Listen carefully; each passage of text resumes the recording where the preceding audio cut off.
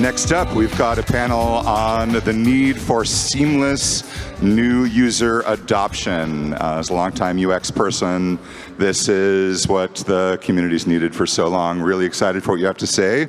Take it away, Eric and panel. All right. I'll sit here next to Yuan. All right, amazing. Vivian, that spot's for you.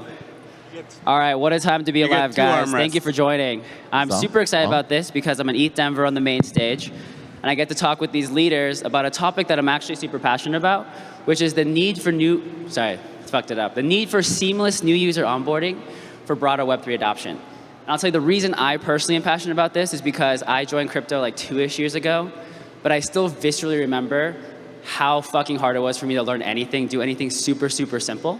And so I think this is going to be a super important topic, and I'm excited to go deep with these people here. But before we do that, we'd love intros of who you are, what you're working on. Maybe we just go right to left. Absolutely, absolutely. Wow, this Mark works. Okay, so my name is Yuan. On the social media, I also go with Peter. So it's easy to spell, and I don't have to correct people's pronunciation. But a lot of people actually pronounce my name very well, and I'm very surprised. So I'm the co-founder of Metis. I'm also the co-founder of Nuvo and Nuvosphere.io. So I'm very happy to have this opportunity to chat with these very bright minds in this panel to discuss about the US experience. Yeah, thank you. My name's Dr. K. I'm the co-founder of Quai Network. We're a new layer 1 that's a hierarchy of merge mined blockchains, which allows us to scale to 50,000 transactions per second on an EVM-compatible set of chains, but maintaining the guarantees of security of Bitcoin. So I'm also glad to be here. Looking forward to the convo. Nice. Do you want my mic?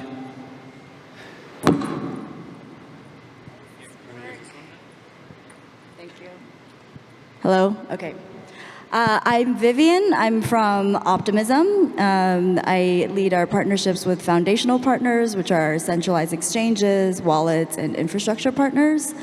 So Optimism mainnet is a layer 2 scaling solution built on Ethereum. We also announced our vision for the superchain last week and had Base launch on OP Stack, which is our modular code base. I'm very happy to be here and talk about this topic because every day I talk to wallets and I talk to builders and users about how we need to fix this experience. Hey everyone, I'm Marek, Olszewski. I'm one of the co-founders of Celo. And Celo's origin story is actually one around the ease of use. We tried to build a really easy-to-use global Venmo-like wallet on top of Ethereum around 5 years ago, and we weren't able to get the experience that we wanted. And so that took us down the path of creating Celo, which is a fully EVM-compatible chain with a number of really nice bonus features for developers that makes it easier to build just really easy and delightful user experiences that are fully decentralized, fully self-custodial, but that are easier for end users to use. Hi, my name is Kuberan, Marimuthu. I'm the founder of Cypher Wallet. We're based in Palo Alto, California. We've been building this for a little over a year. It's a non-custodial crypto wallet on EVM and Cosmos. We're trying to solve a few problems in like user onboarding, which we're going to talk about more during this talk. We have an SDK that helps a lot of dApps like onboard new users and like handhold them through the onboarding process. All right, back to you, Eric. What a crew, what a crew. Thank you everyone for the introductions. Okay, let's go on in. Q, first question for you, which is, I know a lot of people probably know this, but what exactly is so hard for new users to onboard into Web3? Like what is the specific problems and what's keeping everyone but the degens into the industry? Yeah, thanks, Eric. So before we talk about the problem, I also want to set some context talking about my personal experience in crypto, which was so relevant to answer this question. So I'm originally from India, where access to few lending mechanisms is actually controlled through which religion or caste you come from, right? economic freedom is like super broken in different parts of the world, right? And when you connect the dots and understand like how decentralized finance like empowers access to finance, right? That's so fascinating to me in first place. And another important data I want to share is like I spent like 7-8 years of my career, last 7-8 years, working for Amazon and Coinbase, building payment integration with banks that run on like mainframe systems and all that, right? If you connect both of these data points, I personally see that fundamentally, like the decentralized finance in first place is going to like completely replace the financial infrastructure that powers finance worldwide, and like that's always fragmented until today, right? Which means there are a lot of users who are going to be gravitated towards decentralized finance without even knowing that they're actually integrating with crypto because of the way decentralized finance actually solves fundamental problems with economic freedom around the world, right? So which means we are too early, right? Like if you compare this with the internet, I wouldn't have imagined if 15 years back, if somebody had told me my dad sitting in a tier 3 city in India would actually use internet banking without even walking into a bank, right? So it's taken like more than a decade to actually take this to even the traditional fintech to like the real world, right? So with this context, I want to talk about to actually take Web3 to like multiple billion users. I personally think we are actually 100 steps away, which means like everybody in this room, including people here, are going to like build different parts of the system, not only just the wallet, it's actually how the underlying system works and how it actually integrates with the rest of the world, and like technology is going to be a key step. That being said, I want to specifically talk about the immediate step that Cypher Wallet is trying to take, like in the journey towards the next decade of like building this is where, like when you connect with dApps, we're trying to like, after you connect wallet, can you like actually simplify certain parts of the flow where users can actually interact with the dApp, maybe a lending protocol where the interest rates are better than like what you would get in California to like get USDC without even like figuring out what Arbitra means and stuff like that. I'll leave it there and back to you, Eric. No, that's amazing. I love that you mentioned the value prop of crypto and DeFi even outside of the US, right? The economic freedom. So I think one thing Brian Armstrong always mentions is that if we work at Coinbase in the US, you don't realize the economic freedom you receive here because freedom is quite high here. I think that's amazing. I do agree that new user onboarding is obviously really tough. I actually onboarded my mom last week and I screenshot her seed phrase, which is not a good idea. But maybe Yuan, this is the next question for you actually. I've stalked your LinkedIn. You've been in crypto for quite a while now. How did we get here? I worked at Clubhouse and user onboarding is one of the first questions you asked, but how has it been like a decade now, but new user onboarding is still broken? What did we get wrong in the last bull run? What we get wrong last bull run? Can I say FTX and Terra? Because that's the easy answer, right? But actually, deep down, there's a more fundamental problem that we have in this particular industry. So if you, for example, can I just say about crypto winter that we have right now, the bear market that we have right now, is actually not because of FTX, it's not because of Terra, it's really the liquidity, lack of liquidity we have in the market. Now the problem is, why is blockchain industry so affected by the liquidity? It's supposed to be a technology that can help change our life, change how we interact with each other, change how the data ownership has been done. But somehow we're still tied to the stock market. Somehow this industry becomes a pure financial market. This is something that fundamentally we haven't addressed since the start of the whole industry a decade ago. So at Metis, we do think that what we need to build is what we call the Web3 economy. Web3 economy, DeFi is definitely very important as the capital market, and that's how you exchange the resources, how you exchange the capitals, and how you allocate the capitals. But you also need to care about the users, consumers. You care about the producers. Those are the ones that actually produce values on the chain. And a lot of negligence has been done on the consumer part and producer part because most of the interest in this industry is on the financial market. And those people do not really care about whether you have a seamless user experience onboarding the application. DeFi, what you said, right? So hey, you know what? If they can make money, they will endure all those inconvenience to finish every setup and make money, because that's what they want. Right? That's part of the work. But for regular users who want to enjoy the values that are created on blockchain, they cannot accept this. The gas fee is another barrier of entry, because if you want to use any chain, even on Ethereum, you have to get the Ethereum. On Metis, you have to get Metis, so you need some tokens to pay the transactions.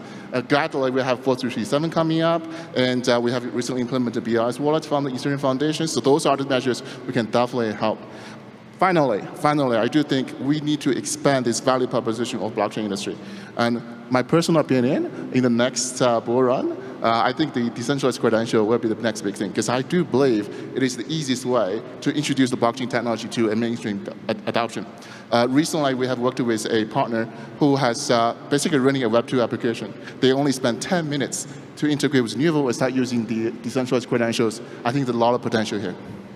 Oh, that's amazing. I do agree with you. Like, there needs to be a why, right? Like a use case beyond just making money in the financial markets, as you mentioned. It's funny that you said make money, because I feel like I've been in crypto and I've only lost money. But, you know, I guess some people make money, some people lose money. It's a zero-sum game. The illusion of making money. The delusion. Paper gains, yes. I was an early investor, Shiba Inu, and put it right into Solana. So there you go. But actually, this is a good question or transition to Marek at Celo. I know you're working on financial prosperity for all. I'm curious, as you take these learnings from the past bull run and the last decade of crypto, how are you encompassing that towards your mission statement? What are you doing differently this year during the winter as opposed to last year? Yeah, great question.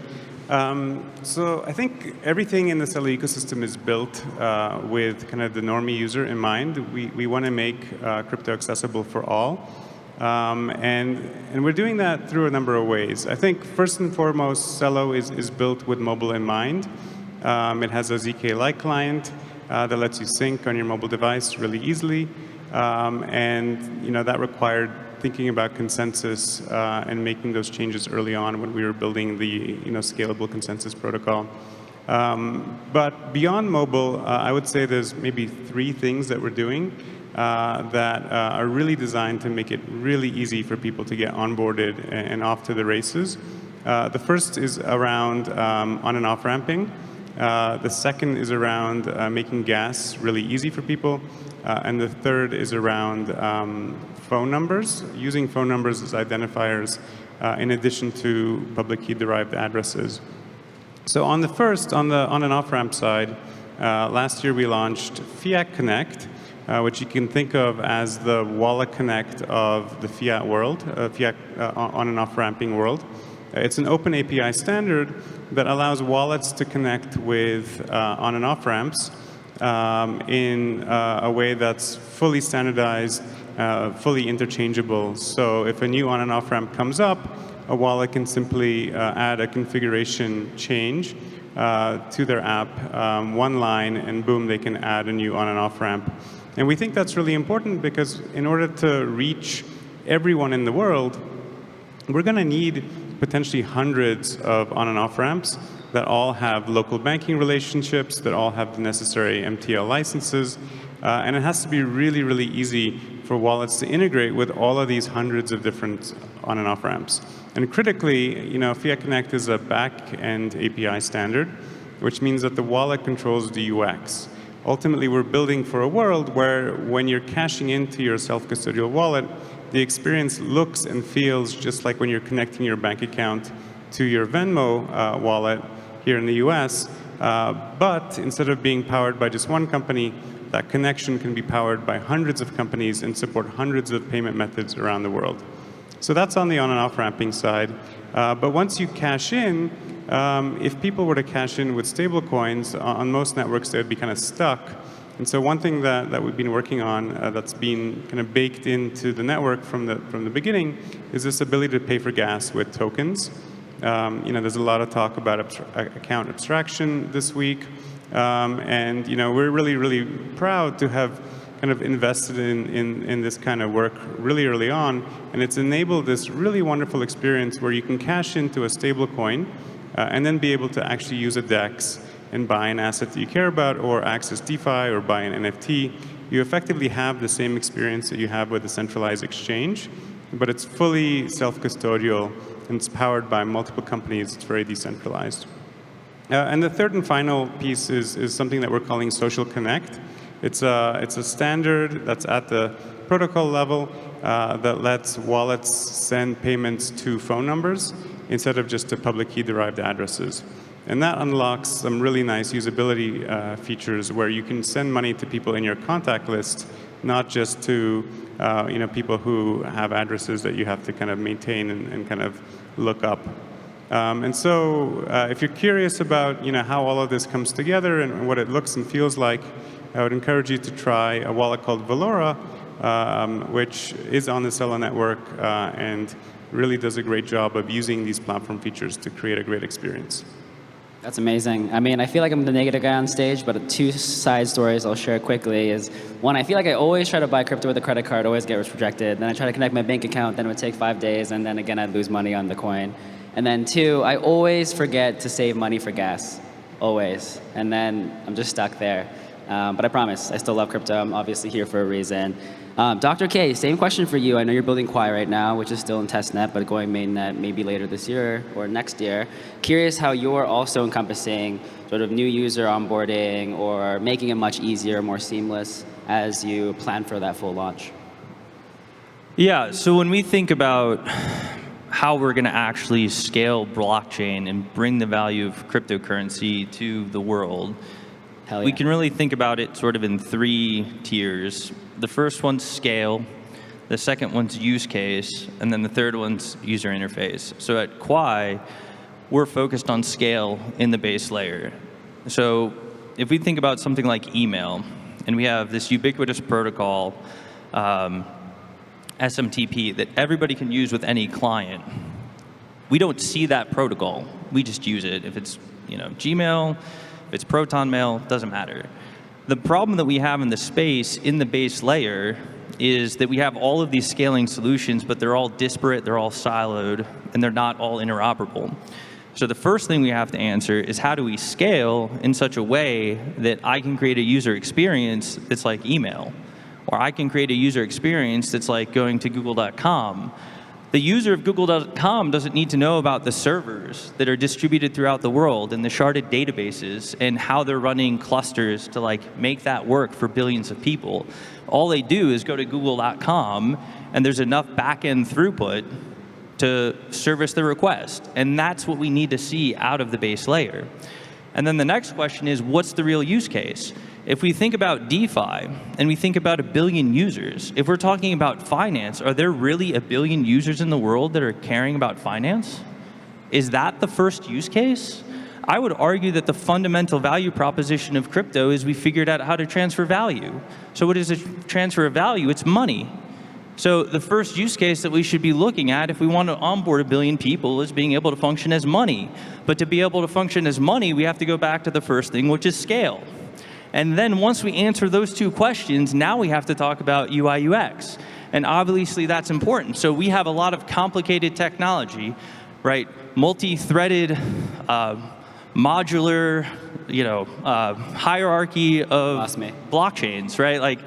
You can throw all those buzzwords out, right? And we shard context, and we have interoperable state machines. But to the user, I need to make the experience so they have one abstracted address, and I minimize their exposure to that underlying complexity. So we have shards, and we have sharded address space. So am I going to make the user have to understand 13 different addresses and figure out where they're going to have to operate, when they're going to have to operate? No, I have to create a seamless user experience that I abstract away from them so they have a single address and it looks like a bank account. So that's the third question. And obviously there's big pieces that we need to draw on that people have put together, like how do you onboard and offboard out of the fiat system? How do you make good wallet experiences? Do you use social onboarding before you force them into a seed phrase? Or you create a nice RFID or NFC wallet that they can use with their phone, right? And you can do this sort of this incremental way to bring them into the system. But to start out, maybe it's just social onboarding. They don't have a ton of money, but they can get on and they can have a Venmo-like experience using a truly decentralized back end to function as money. And then once we answer that question, then we should start talking about DeFi. That's amazing. I feel like I'm just becoming the poster child rather, of all the mistakes. But I also, per your address point, remember when I was early in crypto, I sent a lot of crypto to the wrong address and it was just gone. So if anyone's out there and you made that mistake, just talk to me. I'm sure I've made every mistake in the book for Web3. But I love this conversation, so it seems like, after hearing everyone speak here, except for Vivian, I have a question for you at the very end. But there needs to be a why, clear use case. It needs to be powered by a very powerful blockchain. But it also needs to be very user-friendly in terms of the gas. Do I need to even learn about gas as a user, about the bridging cube? I know you mentioned swapping and bridging. And do I need to really learn about all the bridges and chains?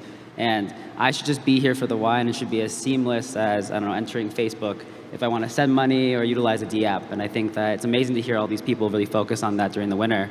Last question for you, Vivian. I know you have a very, how do I say this? You get to see a lot of cool partnerships as your role as head of foundational partnerships. I'm curious, as you work with people and at Optimism as well, how has the use cases changed? How are people thinking differently as you talk to people, especially during the wintertime? Yeah, good question.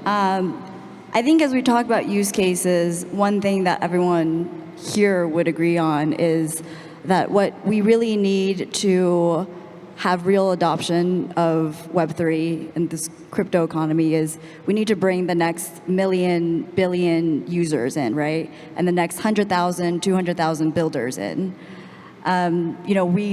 I think up to now, there's like less than 1 million users that are actually transacting on chain, which is a tiny, tiny, tiny portion of the whole world. So how do we get there? I think when we talk about use cases, the thing that we're struggling with the most is we don't have standardization, and standardization is what we need to improve usability. And standardization comes across the entire tech stack, right? Everything from the front end, we've talked about wallets, down to the core code base of every single protocol. So we live in this world right now in Web3 where the analogy I like to make is that, right now we can go onto any browser and access any web page, right? It doesn't matter if you're in Chrome or in Firefox, you can access any web page. But right now in Web3, that's not the case. We go to one network to access a handful of applications, and then we have to switch to another one to access another handful of applications. And everyone is fighting, there's this zero-sum game where every community and ecosystem is fighting against each other.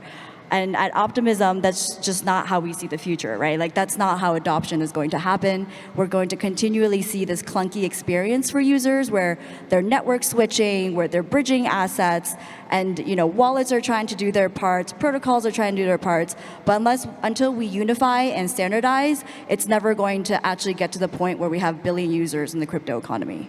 So how are we thinking about this in Optimism? I kind of mentioned the superchain in my introduction. We see a place where there's interoperable networks across all layer 2s, right? And we're here as layer 2s, we're trying to scale Ethereum. We believe Ethereum is the future of Web3. So we don't see a world where there's going to be, Optimism versus Polygon versus, Celo and whoever else, right? We want everybody to be interoperable so that we can have this better user experience, so that wallets can have a single front end where we abstract away the ideas of chains, of having to bridge assets, where the front end is just a place for users to be able to access any application that they want on any network without having to understand what a network actually is. In the near term, how are we addressing that? That's a wonderful vision, right? I think everyone would love to be in that world, but we're not quite there yet. I think everybody's doing a little piece of that part. Everyone across from infrastructure providers to wallets and et cetera. I think in the near term, the things that we're seeing, interesting use cases that people, more Web 2 users are things that are very low, I would say low touch things that users from Web 2 are familiar with. So something I can see a tangible result of putting my assets into a liquidity pool because I can get 3% yield, which is much more yield than I'm getting in my savings account, right?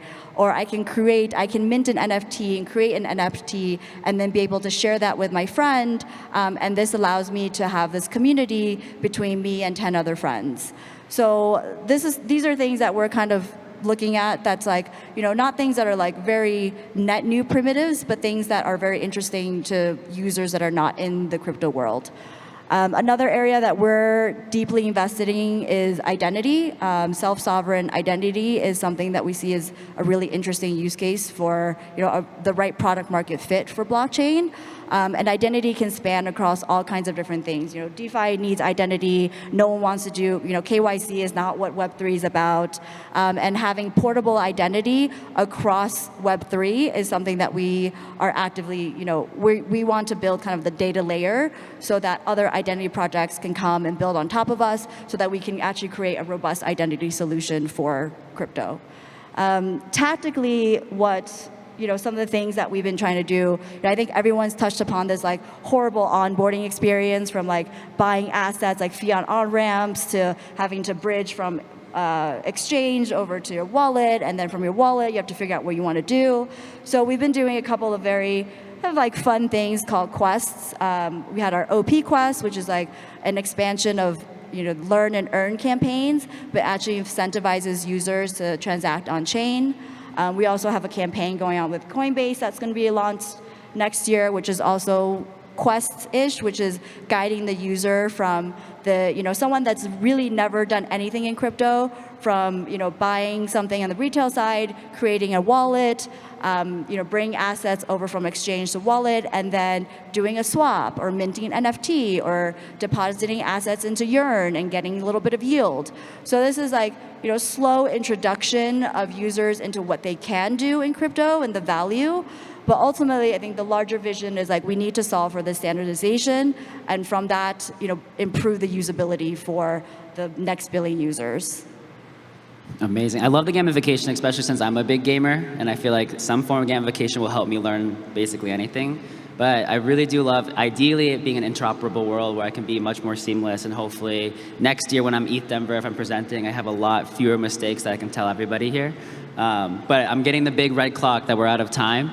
But seriously, thank you everyone for speaking. Hopefully this was enjoyable for you as it was for me, and thank everyone for the time. Appreciate it. Appreciate it.